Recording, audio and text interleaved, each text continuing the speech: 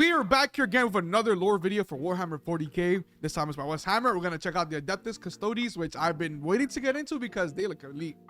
They look elite. So other than that, sit back, let's get into it. It's almost impossible to put into accurate terms just how massive the Imperium of Man truly is.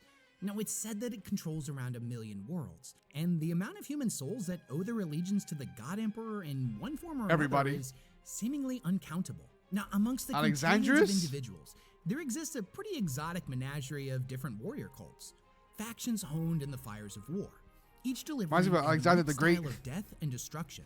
From the foot-slogging infantry of the Imperial Guard to the techno-magi cults of the Adeptus Mechanicus, from the fiery religious wrath of the Sisters of Battle to the sons of the Primarchs themselves, the Emperor's Angels, the Space Marines. Every faction within the Imperium has its own unique strengths and weaknesses, and each play an integral part in the protection of mankind from the forces of chaos and the limitless Xenos threats.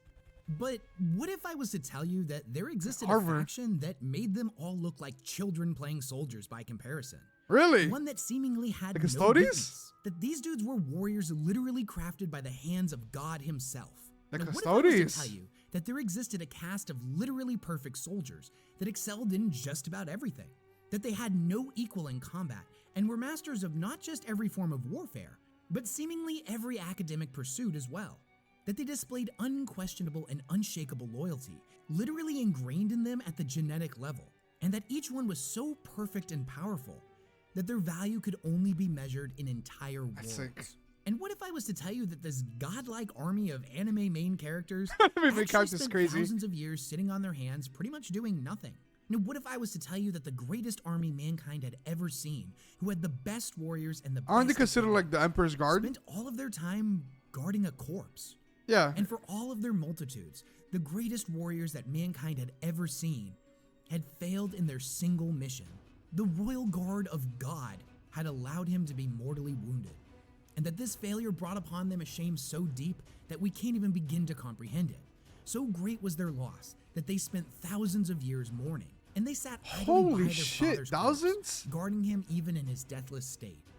Thousands of years have passed since the day the Emperor was placed on the Golden Throne, and here in the 41st millennium, his 10,000 are needed once again, and they've taken to the stars to bring about a reckoning like never before seen. That is insane. Fire would their rage be absolved, and the sins of their failure washed away in the blood of heretics. Let's talk about the Adeptus Custodes. So what exactly are the Custodians anyways? Now, if you're brand new to 40k, I can forgive you for thinking that they're basically just big golden space marines. No, but they sound like way better. They sound way better than Space Marines. They sound like, honestly, I don't even think he was trying to hype them up in the beginning of the video. I think he was being actually lore accurate regarding them being perfect, you know, better in every kind of way. I mean, I don't doubt they even more than the Emperor for over 1,000 years. That's fucking insane, though. Comparing a Custodian to a Space Marine is pretty much the equivalent of comparing one of the Astartes to a normal human. A Space Marine is 1,000 times greater than any mortal man. The gap is that big. They live for thousands of years and are some of the Imperium's greatest protectors. From their implants that let them recover from almost any injury, their superhuman strength, speed, and endurance, a mind that can process information thousands of times faster than any mortals can, or even the ability to literally spit acid. There is just no comparison between them and mortals. But for all of the Space Marines' enhancements, they're nothing in comparison to the Emperor's Royal Guard. Whereas a Space Marine is designed to be a mass-produced super soldier, the Custodians are each a handcrafted demigod. Whereas each legion of Space Marines had their own specialty and preferred fighting style, the Custodians are versed in everything. Of them. Now, on the individual level, a Space Marine is surely not defenseless. However, they are designed to fight as a unit, a phalanx, each one defending the brother at his side. And in a way, this multiplies their strength. The Custodians, on the other hand, are each a one-man army. In combat, they were designed to be the death of any being, creature, or foe that may threaten the Emperor or his vision. And thus, physical, spiritual, and mental perfection must be absolute in every single candidate. And the aspirants that could not meet these impossible demands would inevitably be cold, or more likely would perish during the process of their creation. And although all that sounds really good, there's a really important fact that differentiates the Custodians from their power-armored cousins. And that is that not a single Custodian has ever fallen to corruption. Now, for as hyped up as the Space Marines are in the lore, often being viewed as the pinnacle of creation, 10,000 years ago, their resolve was tested, and the legions of the Adeptus Astartes were found wanting. As a resulting betrayal of half of the legions led mankind into the bloodiest civil war it had ever seen. The Horus Heresy was so devastating that even now, 10,000 years later, the Imperium has yet to recover.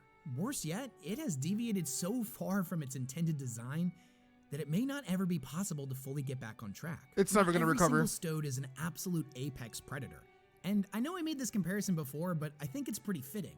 They're basically an entire group of video game main characters. If you're a fan of FromSoft games and you've played Elden Ring, imagine an army made up entirely of Elden Lords. That's crazy. All of their stats maxed out to 99. The Custodians demand absolute perfection. Every single one of them is literally a legendary hero in their own right. That's crazy. Now, as soon as we brought up that point of the Adeptus Custodes, honestly, you guys have seen, like, what was it, the Total War simulators? Not Total Wars, the simulators, like the one man versus like a million orcs and shit. I want to put that to the test with one Adeptus Custodes, only one of them. I want to see how much can they take before they fall. I want to see like their feats, because I feel like it's probably some insane feats. Like the Space Marines are already insane themselves, but now like the Adeptus Custodes, it sounds like they even further beyond the Space Marines, bro. It's literally like the Emperor's God, and then they're their actual angels. Not only the Space Marines, they're the actual angels themselves, you know. But I do want to see how they fare off against a crazy ass invasion or something with one of them. I do want to see that. And interestingly enough, to complement this, when the Custodians are created, they abandon their birth names, and they take up a name fitting of a hero, normally derived from one of the larger-than-life figures of the myths of ancient Terra. Hercules, Achilles, or... So that's why Alexander? Now the Custodians cool. are awarded additional names as they... That's actually cool. Yeah, that's pretty cool. Nah, because the one we saw in the beginning, what is it, Alexandria? It kind of reminds me of Alexander the Great. Now, I don't know if you put Alexander up there as one of the figures. It might be another Alexander, but that's what reminded me instantly. They advance through their career. Whether those names be bestowed upon them by their brothers for acts of great bravery, victory over impossible foes, I love the or weaponry. any other manner of great deed. It's like spears, but then a gun at the tip of it, like a bayonet. Or in some instances, the Custodians will have them transcribed microscopically onto their own bones. And this is because traditionally these names are meant to be kept secret, known only to the Custodian himself bones? and his closest allies. So the Custodians have been around for a long time, longer than the Imperium itself. Holy Their first known appearance was in the year M29, during a period known as the Unification Wars. So we can without a doubt say that the Stodes were at least 12,000 years old. But there are whispers of their existence long before this time, as the 9th edition Codex mentions that one source of their origins are crude cave etchings from an unspecified location in time. Considering the Emperor was created in the year 8000 BC, it's very possible that he had begun experimenting with genetic engineering long before this. So maybe the Stodes are even far older than that. Although, admittedly, that is just me being wildly speculative. If I had to guess, I would assume that the Emperor's experiments probably didn't take place until around the year 25,000, during a period known as the Age of Strife or Old Night. And even still, it's kind of impossible to tell when exactly his experiments would have began to bear fruit. So it's probably safe to assume that they're around 12,000 years old. Now, the means by which an individual is turned into a custodian is a closely guarded secret. Recruits are taken when they are incredibly young, even more so than the aspirants of the Space Marines. It's stated in the 8th and 9th edition Codex that they are no older than late infancy. However, I have to admit there's a slight contradiction here, as there was a custodian named Ra Endymion, who was documented as having been around 4 years old when he was recruited. Although, like with most things in 40k lore, you will never find a hard and fast rule in this universe. There will always be deviations, but it's important to not mistake those one-off examples for the norm. These infants are often taken from noble families, many of whom consider it a great honor to give up their son to become a custodian. It is stated that sometimes entire generations are offered up at the same time. Their induction into the halls of the Imperial Palace is met with parades and cheers from onlooking crowds that sing prayers to them as they're escorted inside. Holy engravings. Now, originally it was said that the Emperor's hand was involved in the creation of every single custodian warrior. But whereas he's been entombed upon the Golden Throne for 10,000 years, this obviously is not an option anymore. The arcane gene manipulating process is still a closely guarded secret, and it's known only to a select few. Yet new custodians are still able to be produced, and even though they are referred to as the 10,000, there are rumors that this number may no longer be accurate, and that it is simply still used as a cover-up to keep the true extent of the Custodes' power hidden. Whether this is true or not, we can't really say. I mean, I can see that. I can see that. I mean, that kind of tail, you keep it up there. I mean, that's a lot of Custodes. Holy shit. Well, like, if there was actually, in fact, a time where they actually had 10,000 Custodes, that's crazy. That's actually pretty good. That's very good, because honestly, I took it to the fact that there's very limited Custodes, like let's say like 100 or maybe 200 Custodes.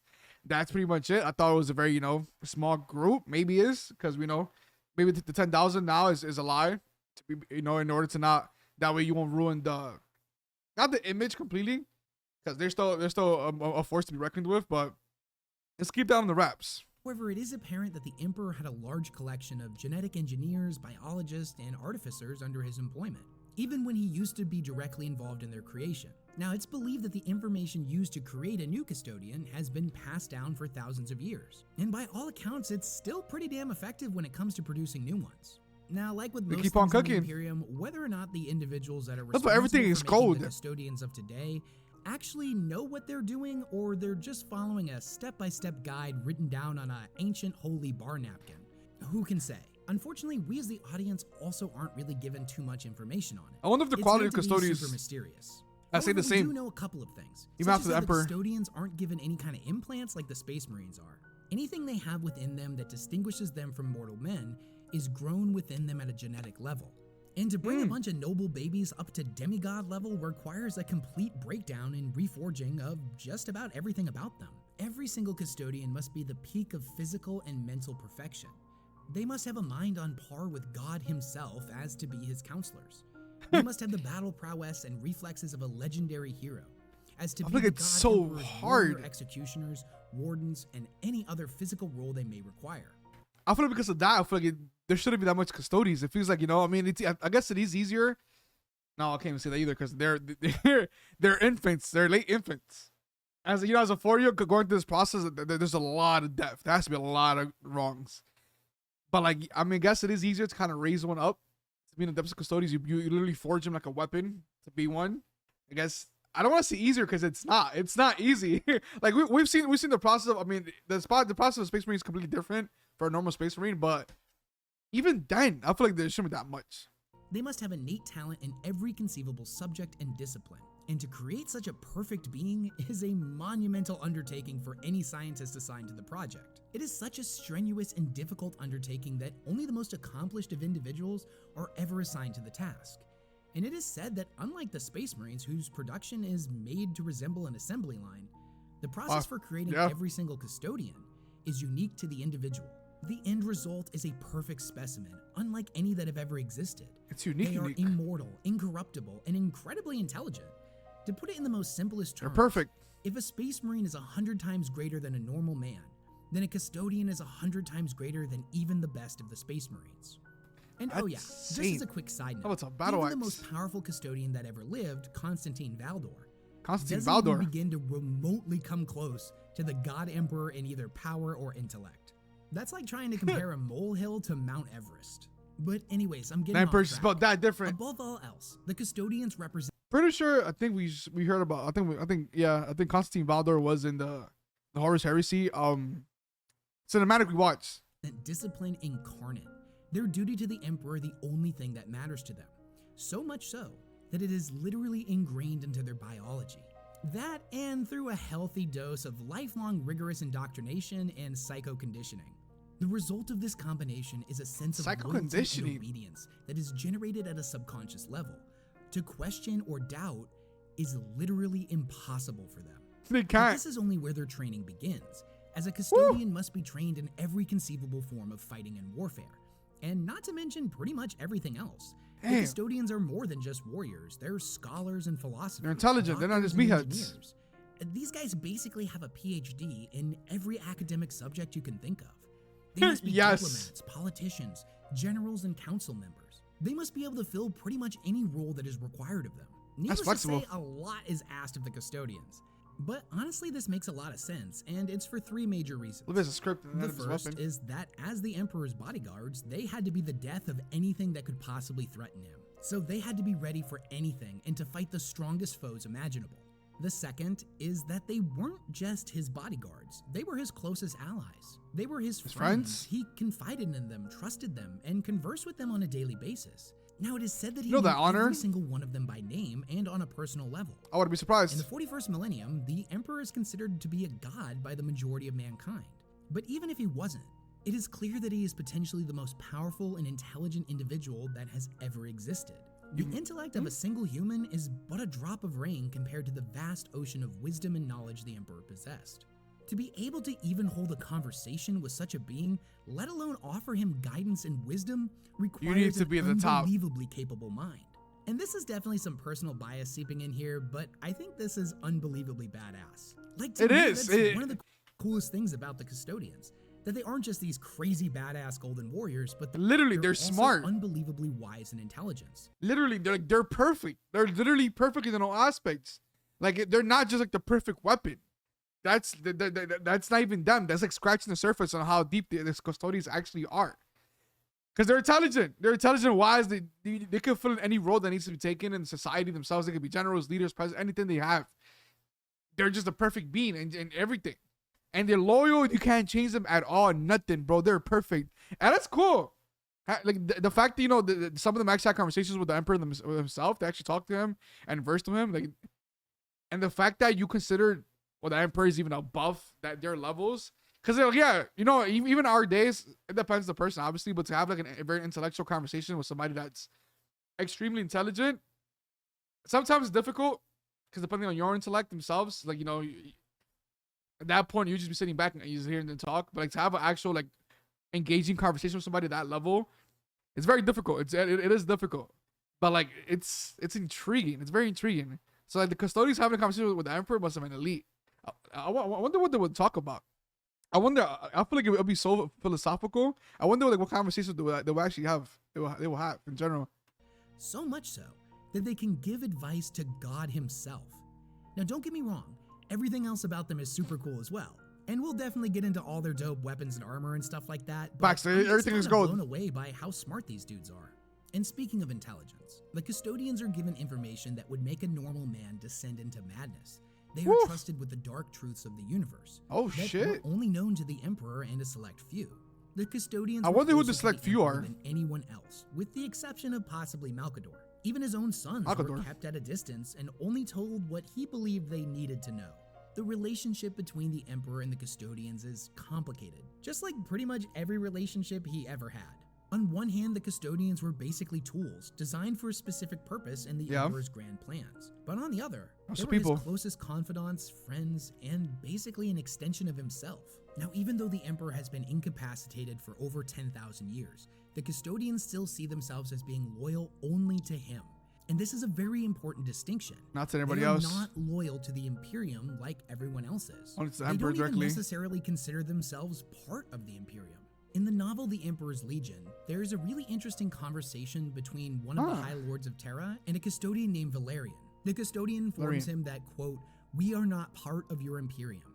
We involve ourselves within it only if we deem it his will that demands it." And this is actually really interesting. Yeah, it is. It represents that the Custodians view loyalty to the Emperor and the Imperium as two completely separate things, even though they're often kind of intrinsically linked together. Meaning, it's kind of crazy, because, you know, the Imperium is for the Emperor in a sense, but like they're serving the Emperor directly. It's like you serve your country, but then serving the president. Okay, it's kind of a bad shit. It's kind of bad. It feels like it's two different commands. Yeah, that's how kind of it is. But at the utmost, it'll always be the Emperor that comes first for the Custodes. Always, that's all that matters. So like, if the Custodes they won't get involved in any wars. Well, if the Emperor's will doesn't deem it so, they won't get involved in any wars with the Imperium.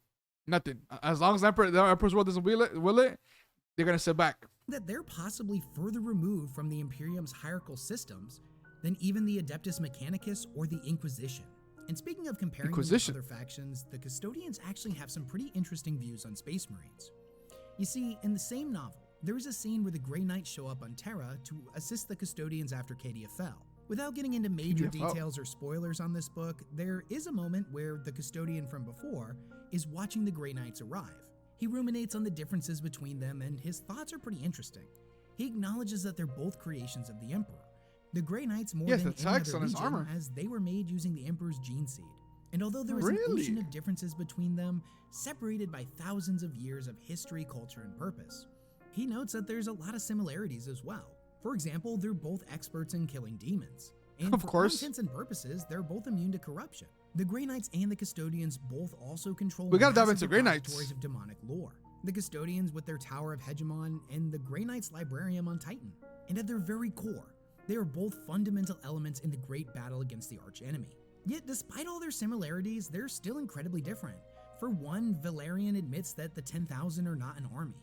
They were not originally designed to be primarily warriors. They were created for something far greater. You see, the Custodians were The made pinnacle to of be in humanity? service to a galaxy that never came to be.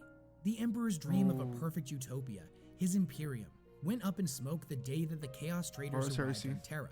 The Custodians were not designed exclusively to be a fighting force, despite the fact that they now kind of fill that role in the 41st millennium. Yeah. This is not true of the Grey Knights. They were designed with a singular purpose: To be an actual kill armor. demons. The Sigillites Legion was created only to fight the archenemy. They have only Yet demons for despite the their Grey differences, Knights? Shit. Valerian remarks that him and his cousins both look at the Emperor as their progenitor, as they were both derived from his own genetic material. And in this way, the Custodians may be closer to the Grey Knights, at least physically and in spirit, than any other Imperial faction. Despite this, he claims that though he does not personally share these views, many of his Custodian brothers look at the Grey Knights as nothing more than a variant of Space Marine. They see the Astartes as a useful yet unpredictable tool in the Imperium's conquest, as the resolve of the Emperor's angels had been tested once before, and they failed. They believe that given enough time, all Space Marines will inevitably fail in the same manner, that the Grey Knights could as well. And because of this, even though they fight side by side and for all intents and purposes are definitely interesting. allies, the Custodians don't really trust them.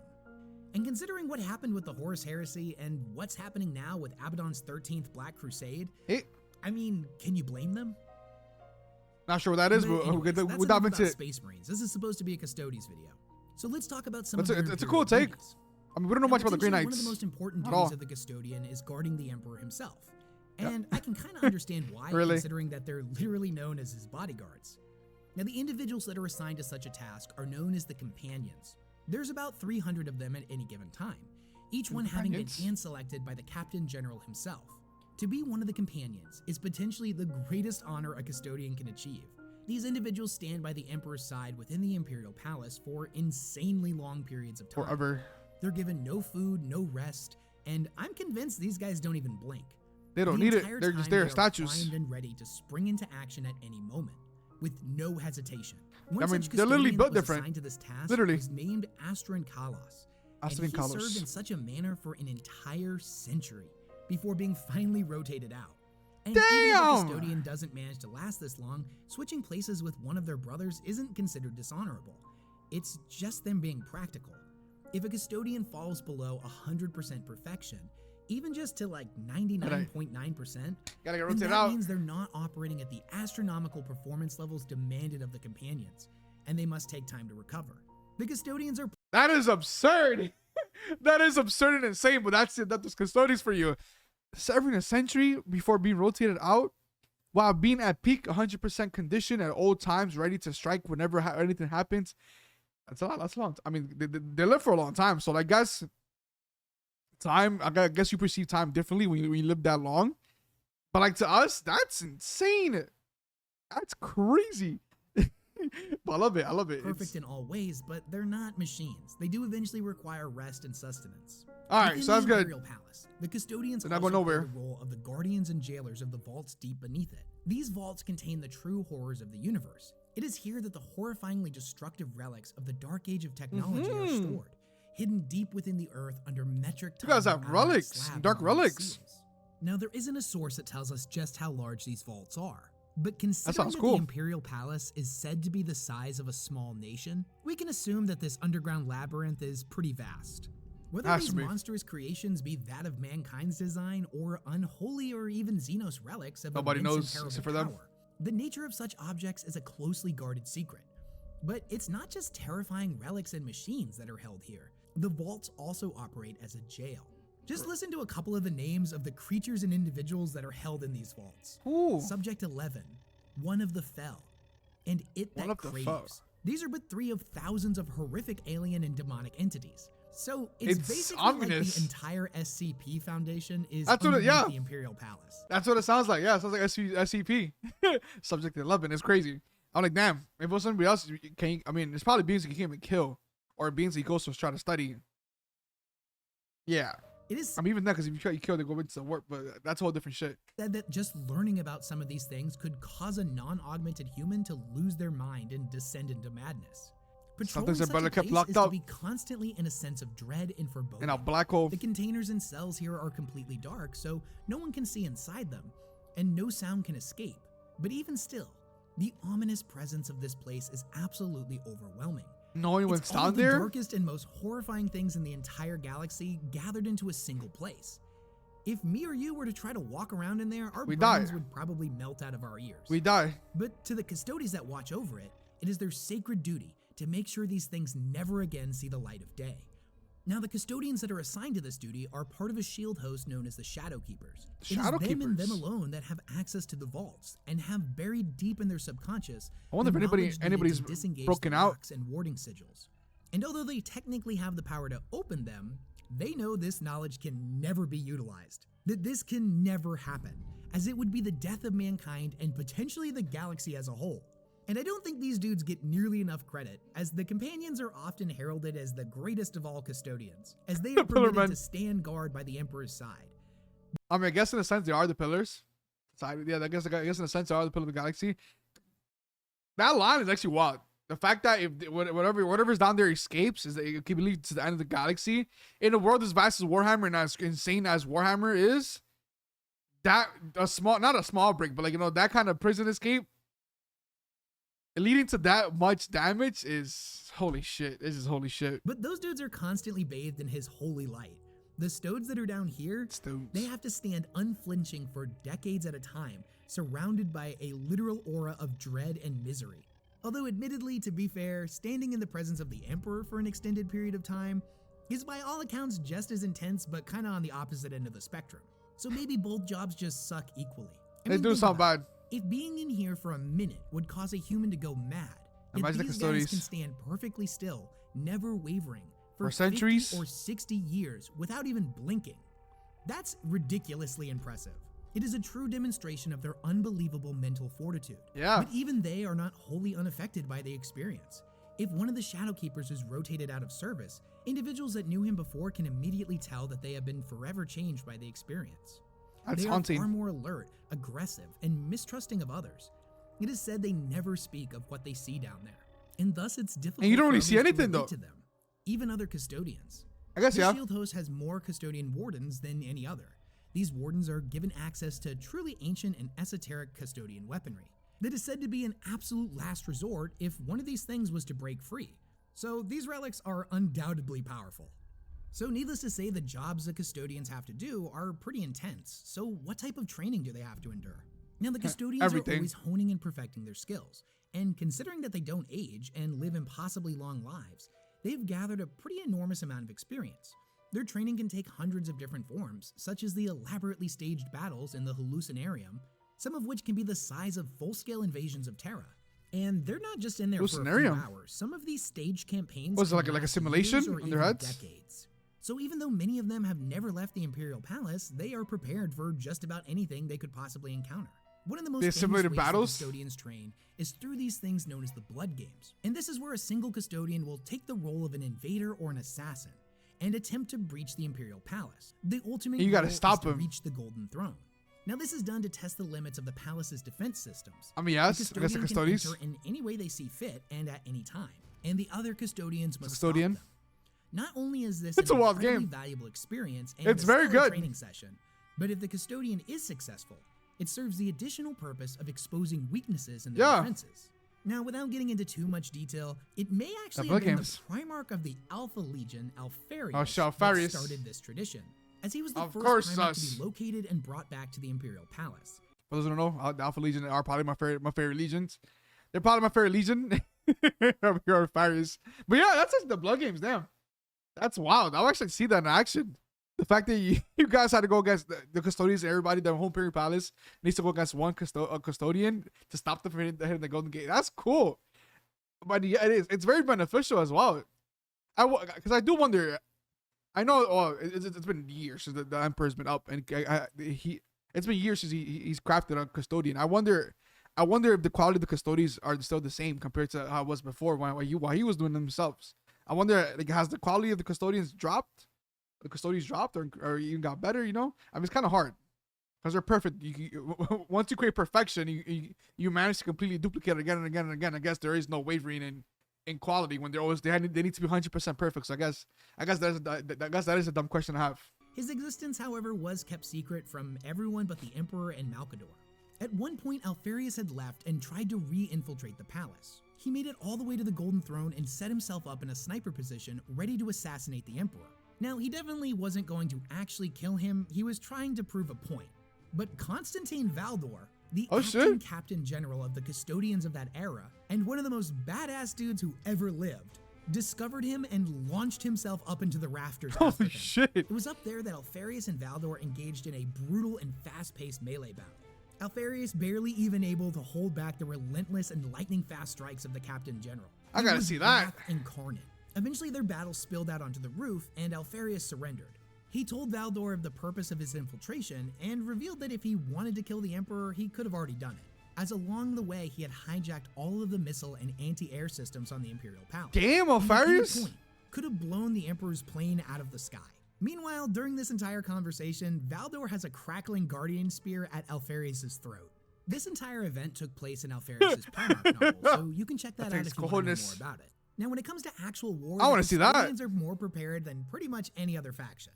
Not only are they equipped with the best weapons and equipment the entire million worlds of the Imperium can produce, but their authority is so absolute that they can commandeer anything or anyone they could possibly want or need for a future engagement. It is said that some battleships have been pulled into service by the Custodians so many times that for all intents and purposes, they have become part of their order. And no one but the Emperor himself can tell the 10,000 what to do. Even Guilliman, Primarch of the Ultramarines, son of the Emperor and the current head of the Imperium, can't order them to do anything. He can only make a request. Now, a lot of times when you're reading 40K novels, at least they take a request. I'm just saying, at least they take a request. Like, what are you gonna say to Custodes, bro? What are you gonna say to the Custodes? No. Now you can have my ship. I mean, you guys, the Imperium and the Custodes are both serving the Emperor in a sense, but yeah, you're still not gonna tell them no. You'll see an Inquisitor show up and basically commandeer everything around them, as the Inquisitors exist outside of the command structures of the Imperium, and their authority supersedes literally everything you can think of. Even the Chapter Masters or the entirety of the Grey Knights is forced to bend a knee to them. However, if the Grey Custodians were capable of humor, I'm sure they would laugh in the face of any pretentious Inquisitor that tried to make a demand of them. However, that being said, a Custodian would probably never do that. They're way too smart and politically minded.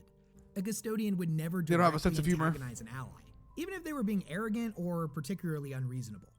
Now, the Custodians don't just take what they need from others. That's why I like them. Like, that's why I'm liking the Custodes a lot, because they're not, even though they're perfect, they're not egotistical. Like, they don't have the negatives. Like, they're egotistical. They're not gonna look down on you like that. They're not. They're too smart. They're too smart, and they're intelligent. Like, you know, like, they're not gonna put themselves in a lower bracket to make fun of you and demoralize their own people. You know, they're not that they're not petty at all. Like, they don't have like the negative sides to humanity and emotions. They don't.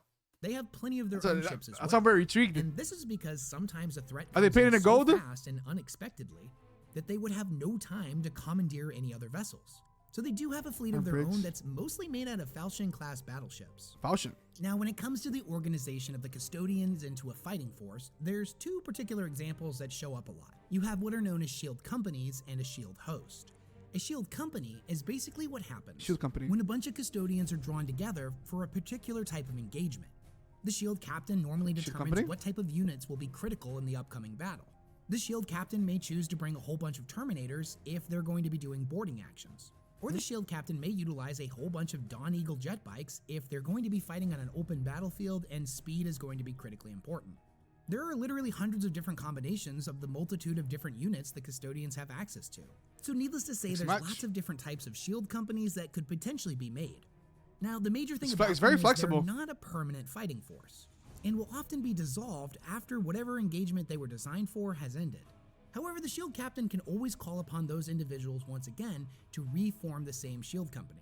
Now, a shield host is a far rarer event. A shield host? It's basically when you take a whole bunch of shield companies and merge them together into one cohesive army. The entirety of the shield host being led by each of the company's corresponding shield captains. And there's no bickering or rivalries or anything like that. Shared leadership is totally normal under the circumstances. And the various shield captains will openly divulge secrets and wisdoms to their brothers. And those shield hosts are normally incredibly large. Sometimes they can be even smaller than a single shield company. But considering that every single Stode is a one-man army, this actually could make sense. Now, when it comes to the their quality is, the custodians, it's insane. No expense is too great. Their equipment is insanely valuable and rare, but they must be equipped to deal with any conceivable threat, no matter what form it may take. Whether that be from one of the galaxy's various and voracious alien species that would bring death upon mankind, the forces of the arch enemy that would see the galaxy and everything in it set aflame, or even threats from inside the kingdom of man itself. They must be ready to deal with potentially any scenario at any moment. I wonder if there was ever a situation where the Custodes had to deal with, or just a custodian, they will have to deal with the Tyranids or even the orcs. It will be funny to see them fight the orcs, because you know how the orcs are, bro. It's like ever since I learned about the orcs, I just want to see the orcs against everybody. Like I want to see the orcs fighting everybody and seeing their opinions on them as well. We covered that in the video already, but especially the Custodes.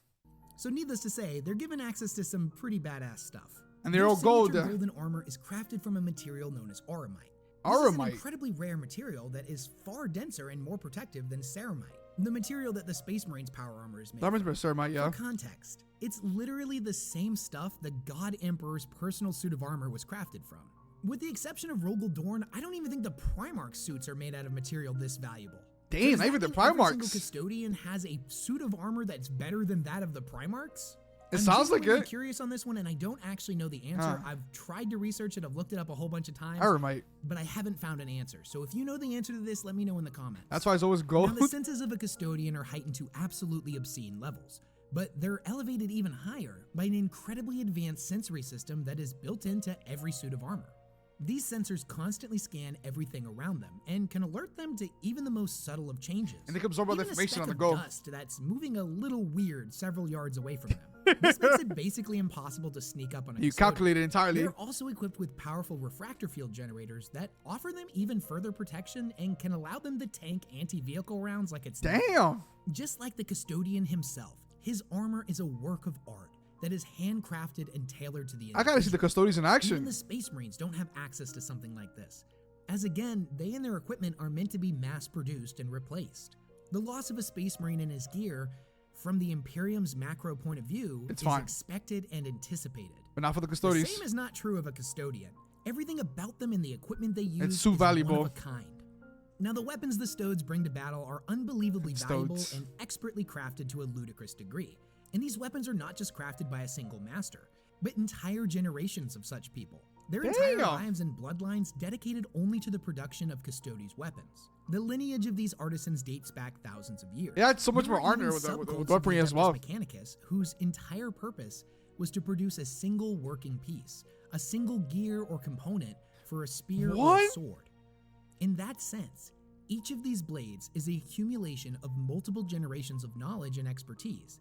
It is the skills and wisdom of thousands of god-tier artisans and master engineers distilled for one into a spear, for a part of a spear. To even attempt to put a value on such a thing is a ludicrous notion. To further emphasize just that's how insane. Good this stuff is, it is stated that never once has a piece of custodian equipment ever failed in 12,000 years.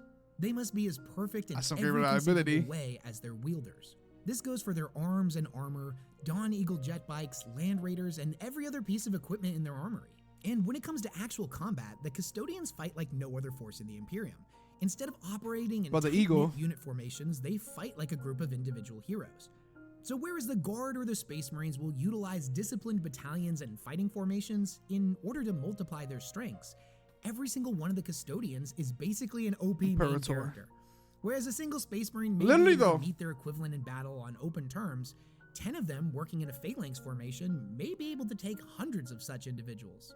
This is not how the 10,000 fight. Every one of the Custodians is an apex individual capable of fighting in any style or filling any battlefield role. They can be trusted to act completely independently without any need. You know the for morality follow-up. boost of seeing a I've used this probably a example in custodian arrive in previous battle? videos, but I think it's really important, so I'm going to quickly go over it here as well.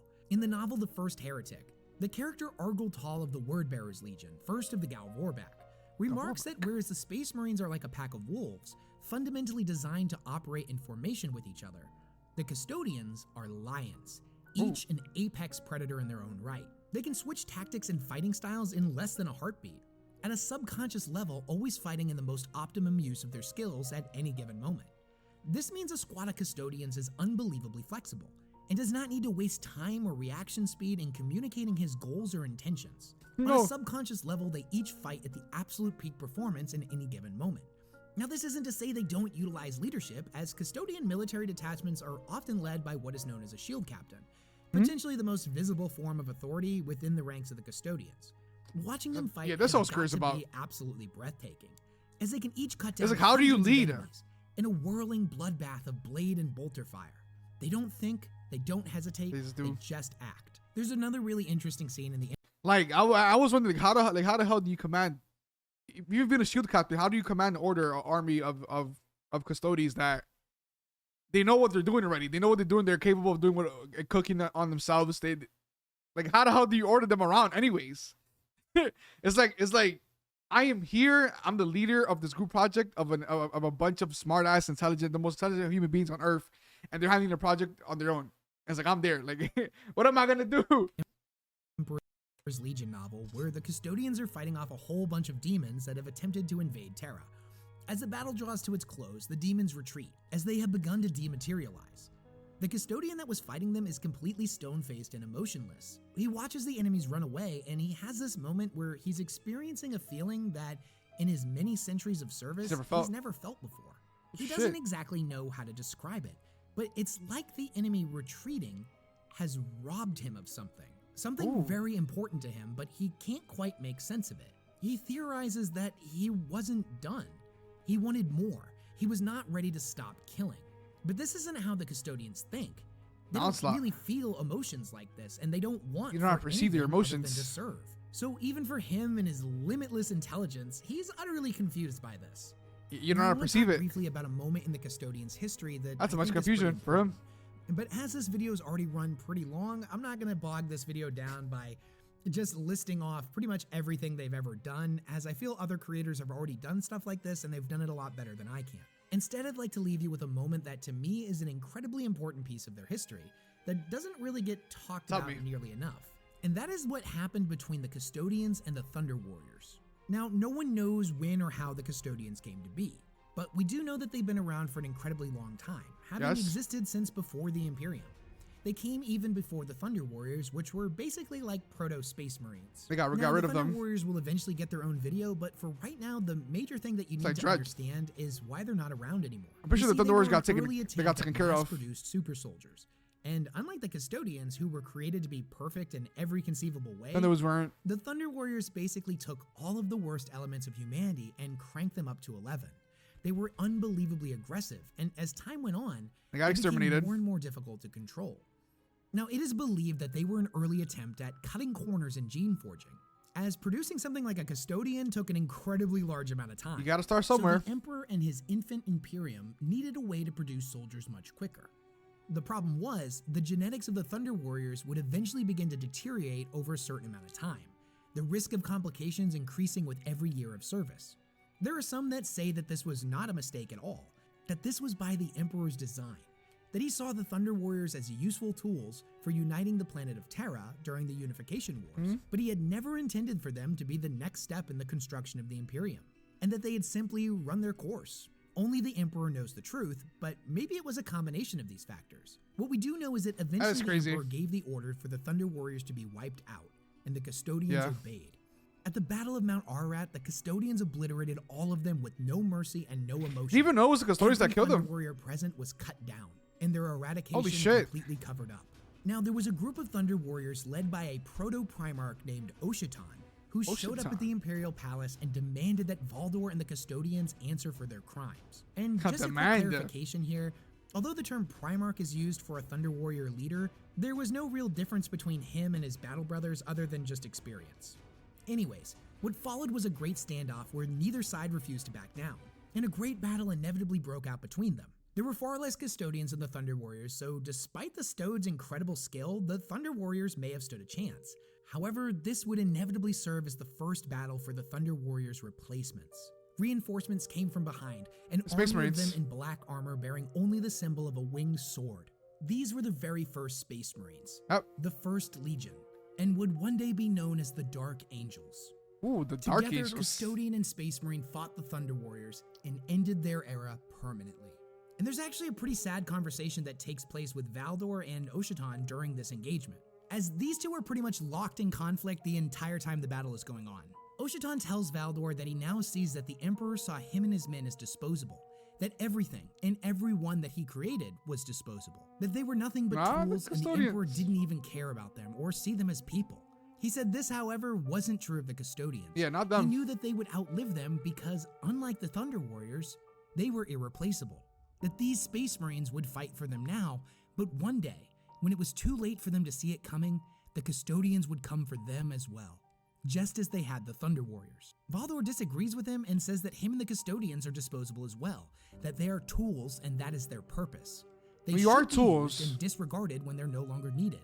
Oshitan questions if he even knows what purpose is anymore. Their battle continues, a whirling dervish of blade against blade. I don't think he does. Eventually, Valdor gets the upper hand and with an atom precision strike, cleaves into Oshitan's breastplate. He kneels over the defeated Primarch and is prepared to give him the mercy stroke. But Oshitan is not done talking. He tells him that long ago he told them that he pitied him, and that he still meant it. Oshitan, now critically injured and lying on the ground, looks up at Valdor and tells him this. He says, quote, "I've lived.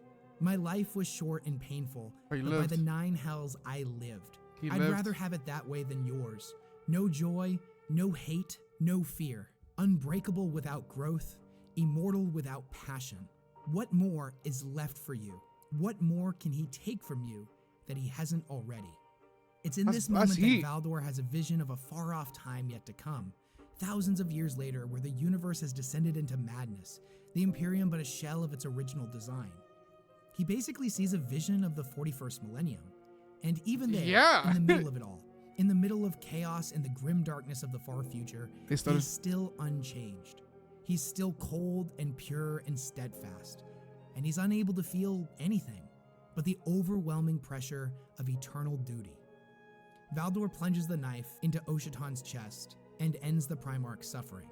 After the last breath escapes from Oshitan, Valdor leans forward and tells him that there is nothing else for him to take. I love that. I love the conversation. I love that storytelling. Holy shit, that was good. It's Oshitan, damn.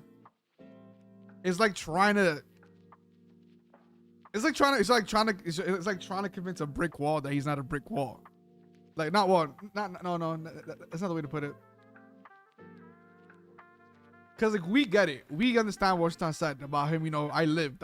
It could be, it was a short life. I've done things, but I lived my own way. I lived my own purpose and stuff. But like, you can't. It's hard. I mean, I guess you could say it's the Custodian, but for them to understand what you said, I feel like it's completely different. I feel like at an intellectual level, you could probably understand it what they said, but like emotionally, you would never understand it. I don't think emotionally you ever get it, because it's just the way they're built. You know, it's tough. It's tough as fuck. Damn. Cause like, you know, when you look at the inner circle, when you look at the Custodes from outside the bubble, I want to say it feels miserable because you're literally designed to be a certain way, literally mentally, physically, everything about you is designed to be a certain way. So like if you're a Custodian yourself, you won't really think about it. But when you're looking at it from the outside, seeing a Custodian, I feel like it'll be miserable. I'm not sure. I feel like it'll be miserable and boring. When your own duty, like you don't get to really live. But like, mind you, for them, living is literally serving the Emperor. So like, you know, that's what I'm trying to get at. Like, there are methods of living and survive. You know, their methods and their duty and purpose is all to serve the Emperor, guard the Emperor, and that's it. But for us on the outside, looking at inside the bubble, we know that's not really living. You know, you get what I'm trying to say? It's not really living at all. It just sounds miserable completely. It just sounds miserable. It's like, at least I live my life my way. You can't. But it's not really fair to say when they're designed a certain way and they literally cannot think of any other kind of way. But we do need, all right, so we do need to dive into the Grey Knights, because the Grey Knights feel like they're kind of like the Adeptus Custodi. They're similar to the Adeptus Custodi as we learned from this lore video, but they're literally designed for the killing purposes of killing demons, which that's actually awesome. But the fact that you're able to compare them to the Custodes means that the Grey Knights are held in high regards. The quality of Space Marines are even greater.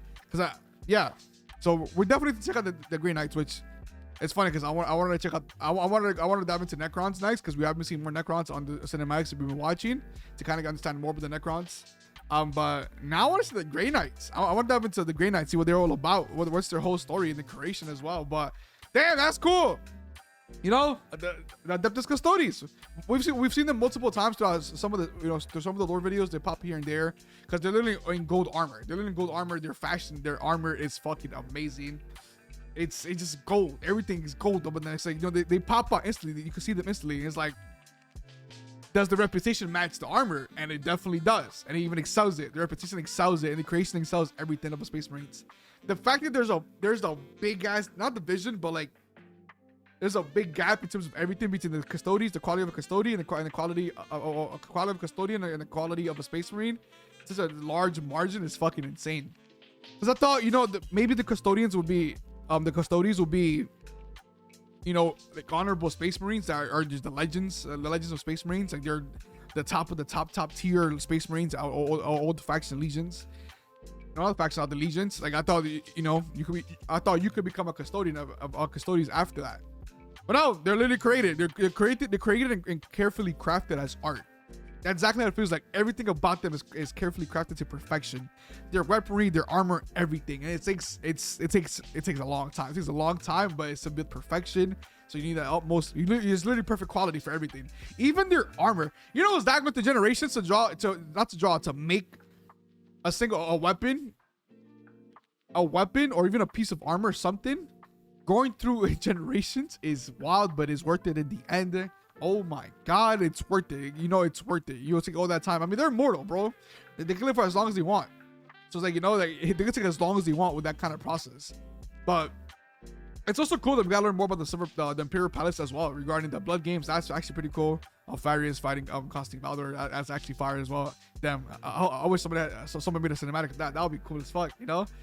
It sounds awesome. Because I do like the Alpha Legion as my main legion, but damn, Alfarius got in there and he talked shit. It's not about, yo, I could have cut that if I wanted to a long time ago, but you know, here more information for your flaws. Here's the defense system and the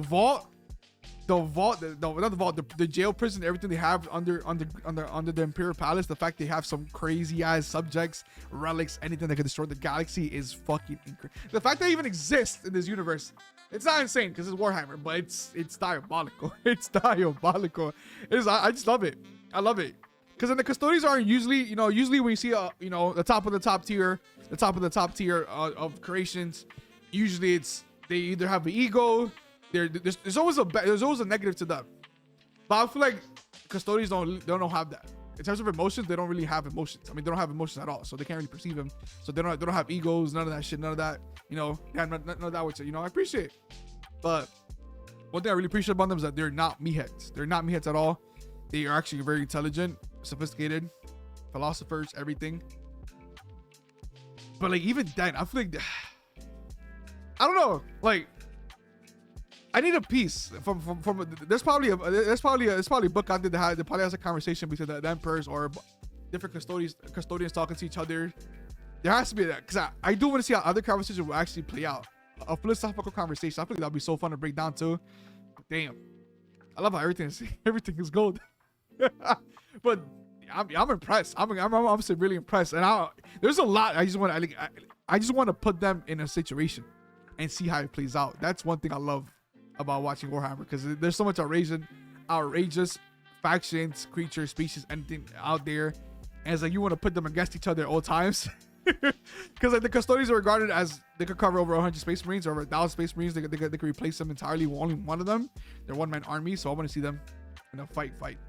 But other than that, hope you guys enjoyed the video. Make sure to like and subscribe. I will be diving into the Grey Knights next. Or probably the Grey Knights and Necrons simultaneously. I'm not sure if I'm gonna watch WesHammer's version or Lewin's, because there are a bunch of different Warhammer lore videos out there, and lore creators. So we're kind of just picking out whichever one I want to do. We're kind of grabbing from different ones. We're not gonna stick to one. We're not gonna stick it to one person.